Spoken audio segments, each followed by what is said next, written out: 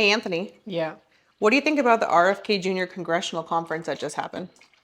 think it's absolutely embarrassing that something like that is happening in our own country instead of some third world dystopia, although we're quickly approaching that at this rate.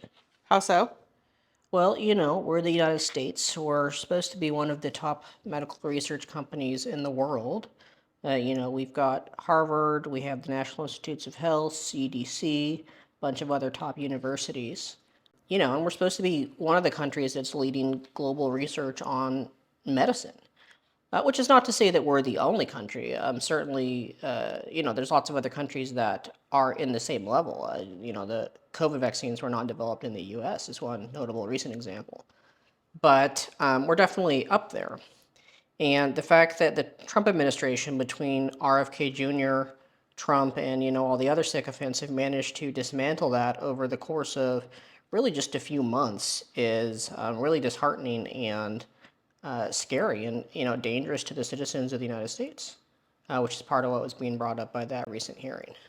Congress seemed really focused on people not getting access to vaccines lately. Yeah, I mean that's kind of the noticeable effect that people are seeing right away, right? RFK has recently put out a order that basically rescinds the FDA's emergency authorization for the COVID vaccine.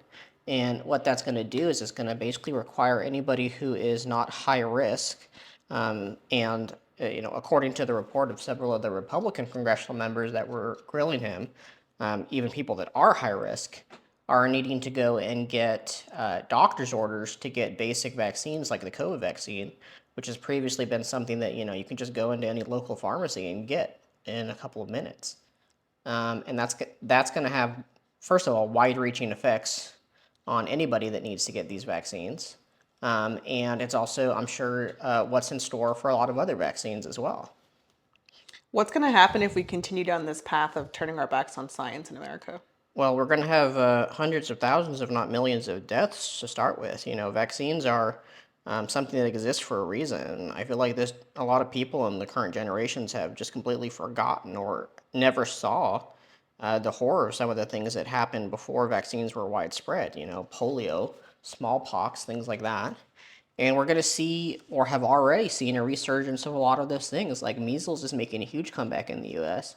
And it's not just some little cold. Measles can have lifelong debilitating effects or kill children, and leave them with like lasting brain damage and other things like that. So we're going to see a huge resurgence of that, and of even sick people having huge medical trauma because of this.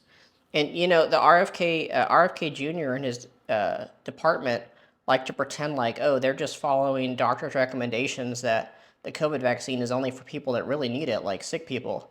But what they neglect to understand, because they're completely anti-science, is that a huge part of vaccine theory relies on herd immunity, which is that everybody is vaccinated, so that one, the disease can't spread in the first place, and two, the people that are most sick often can't get vaccines because they're immunocompromised or for other reasons. And when everyone around them is not also protected, people that may be otherwise healthy, it puts those people at risk as well. So it's, we're going to see a huge outbreak of those type of diseases in the future. We could have potentially hundreds of thousands of deaths. COVID killed 2 million people in the U.S. And a lot of these other diseases can be just as scary, if not more.